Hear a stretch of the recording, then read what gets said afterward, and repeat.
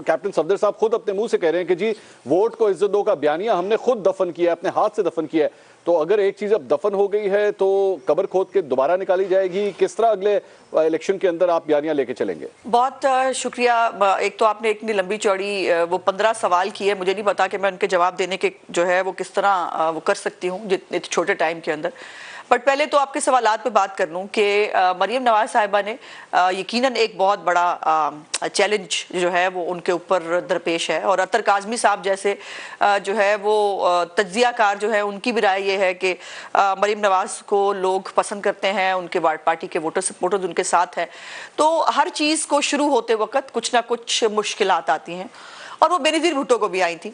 लेकिन जो भी आपने शायद हकान अब्बासी साहब की बात की हो या मेहताब अब्बासी साहब की बात की हो, किसी ने भी पार्टी छोड़ने का कोई जो है वो ना फैसला किया ना कोई ऐलान किया, और ऐसी कोई बात नहीं है। और अगर कोई जो है अच्छा हो कि ये बातें आपस में कर ली जाए तो ज़्यादा बेहतर होता है।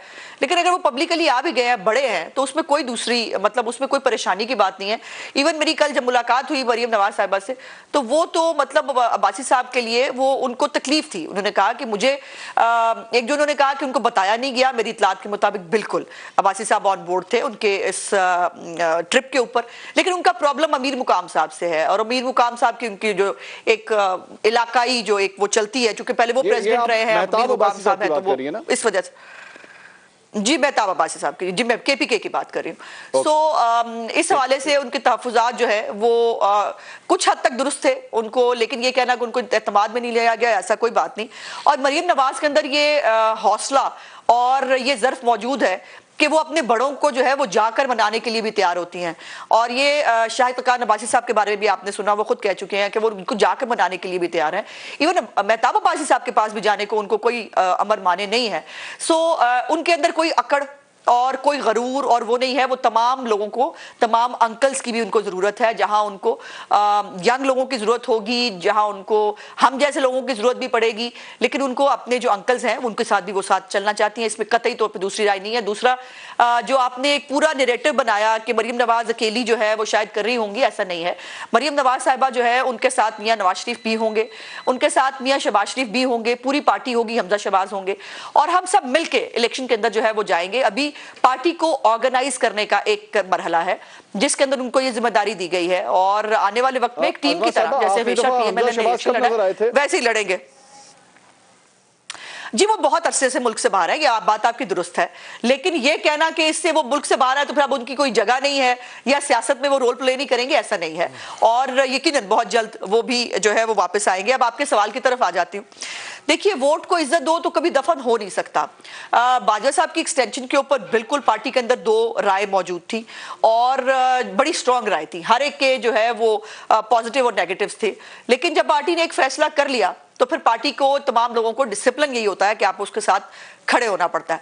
सो वोट को इज्जत दो दफन इसलिए नहीं हो सकता मंसूर साहब कि जब तक वाकई इस मुल्क में वोट को इज्जत नहीं मिल जाएगी ना, तब तक ये वोट को इज्जत दो कैसे दफन कर लेंगे आप? कल जो चीजें से सो पाकिस्तान ने जो रिमार्क्स दिए हैं पार्लियामेंट के बारे में, जो उन्होंने तमाम वजीर आजम जो है उनको उन्होंने जो है वो पता नहीं क्या समझ लिया और एक उनको ईमानदार लगा है, तो ये वोट को इज्जत दो फिर हुई नहीं हुई ना। तो वोट को इज्जत दिलाना भी बाकी है। उसके बाद जो ये एक स्टेट के अंदर स्टेट बनाने का जो एक इंप्रेशन क्रिएट होता है, या ये जो है वो किया जाता है कि जी रियासत के जो मामलात हैं उसके अंदर बाकी इदारे मुदाखलत करते हैं, क्या ये पाकिस्तान में अचीव कर लिया हमने? नहीं। तो वोट को इज्जत दो अभी तक मौजूद है। सो वोट को इज्जत दो तो अल्लाह करे हमारी जिंदगी में हमारी जो है वो हम ये देख पाए कि पाकिस्तान में वोट को इज्जत मिल जाए और ये नैरेटिव को वाकई हमें जो है वो दफन करना पड़े। लेकिन मुझे कम से कम वोट को इज्जत दो जो है वो उसको अभी बहुत आगे लेके जाने की जरूरत है। उस पर अभी तक हम बहुत पीछे हैं, और वोट को इज्जत दिलाने के लिए भी मुझे लगता है और बहुत सारी सेक्रीफाइसेस देनी पड़ेंगी। अतर काज़मी साहब की एक सिर्फ बात का जवाब दे दूं। अतर काज़मी साहब ने एक जो वो है वो कि उन्होंने कहा कि वो छुड़वा लिया था शौकत तरीन को, और उसके ऊपर उन्होंने सारा नैरेटिव जो है वो कह दिया कि वो इमरान खान बरी जिम्मा है इससे। वो तैयबा गुल जो है उसकी किसने इस्तेमाल की थी वीडियो चेयरमैन नैब के खिलाफ, किसने चलवाई बनवाया था अपने दोस्त के चैनल के ऊपर, कौन ब्लैकमेल करता रहा चेयरमैन नैब को, चेयरमैन नैब अपने मुंह से बता चुके हैं। और फिर इमरान खान जो है वो खुद खड़े होकर पॉलिसी बयान नहीं देते रहे नैब के बारे में, क्या उनके वुज़रा, उनके अपने साथी जा जाके बताते नहीं रहे फलाना पकड़े जाने लगा, फलाना पकड़े जाना, मैंने फलाने की फाइल देखी है, मैंने फलाने का केस देखा है, हम केस बनवा रहे हैं।